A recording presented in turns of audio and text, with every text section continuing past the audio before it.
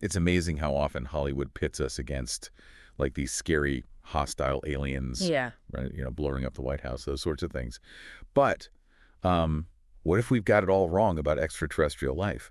What if instead of invaders, they're actually, well, splendid?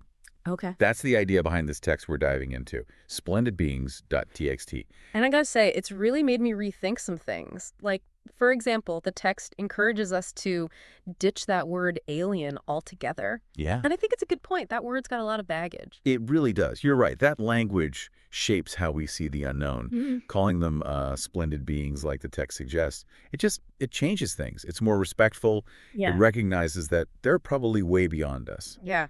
Yeah, it's like that shift in language almost lets you get past the fear, and consider that they might be, well, positive. Exactly. And it's not just about, like, semantics, it's about what we assume.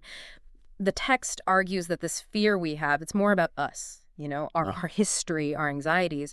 We tend to see anything different as a threat. Right. Remember War of the Worlds, that freaked everybody out. And it shows how easily fear, especially fear of what we don't know, it can be manipulated. Makes you wonder, are we so used to having the technological upper hand that we can't imagine a civilization being more advanced? Like, Right. we default to that us versus them thing. Yeah. The text even asks if there was a hostile alien civilization out there with the tech to fly across the galaxy, wouldn't they have already, conquered us? Right. The fact that, well, assuming they are out there, of course, the fact that they haven't suggests maybe they're not like that. Okay, so maybe no spaceships attacking Earth, Mm. but why would they be so peaceful? Well, look at us. As we've advanced, we've actually become less warlike. Not perfect, but we're learning, right? Understanding that conflict has a huge cost. So they've moved beyond that. The text says if a civilization is thousands, millions of years ahead of us, they wouldn't need violence. They'd be more cooperative. So instead of those movie aliens, we're talking about splendid beings who have figured out things like sustainable living, advanced energy, maybe even interstellar peace. It's a big maybe, but it's fascinating to think about. Absolutely. And this is where it gets really interesting. The text says these advancements might go beyond just technology. A splendid being would have a level of consciousness we can hardly imagine it. We're talking beings that are not just like technologically superior, Mm-hmm. but also spiritually or consciously evolved. That's almost like science fiction. Yeah, it does sound that way, right? But it's an interesting thought.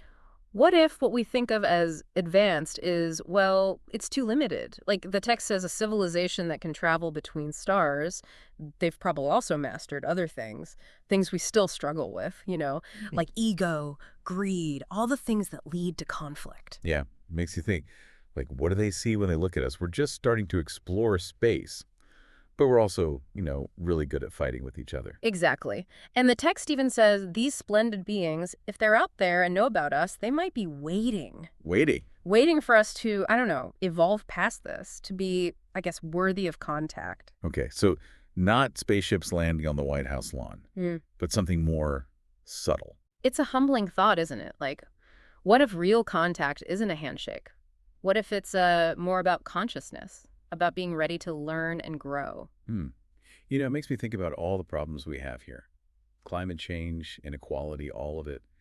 This text, it seems like it's suggesting these beings might have the answers, or at least some insights. Exactly. Imagine if they've solved clean energy, or if they live in harmony with their environment, Maybe they even have cures for diseases. If we're open-minded about contact, who knows what they could teach us? But wouldn't all that knowledge be, well, disruptive?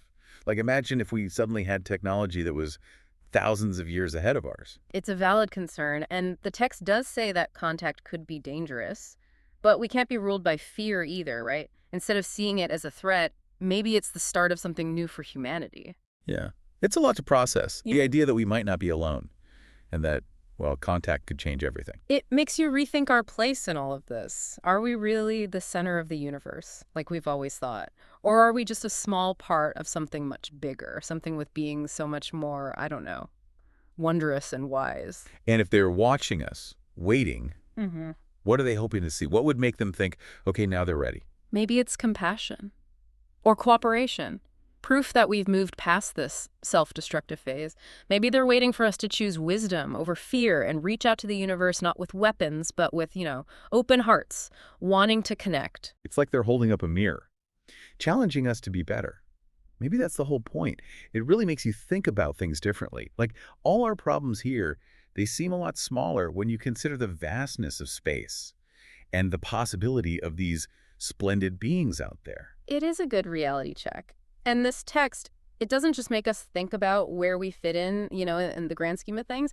It also makes us think about what's important. What if instead of always wanting more, we tried to be more compassionate, more cooperative? Yeah, yeah. And the text also talks about consciousness, right? Like, it's not just about better taupe, but about us evolving our consciousness too. Exactly. Imagine a civilization that's not only figured out interstellar travel, but also like the full potential of consciousness. They might communicate in ways we can't even, I don't know, we can't even grasp.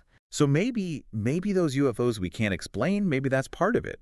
Like, we're trying to understand something way beyond us. Exactly. And that's the challenge, maybe. To really get these splendid beings, we have to evolve our thinking, how we see things, even just how we are. It's a lot, but also pretty exciting.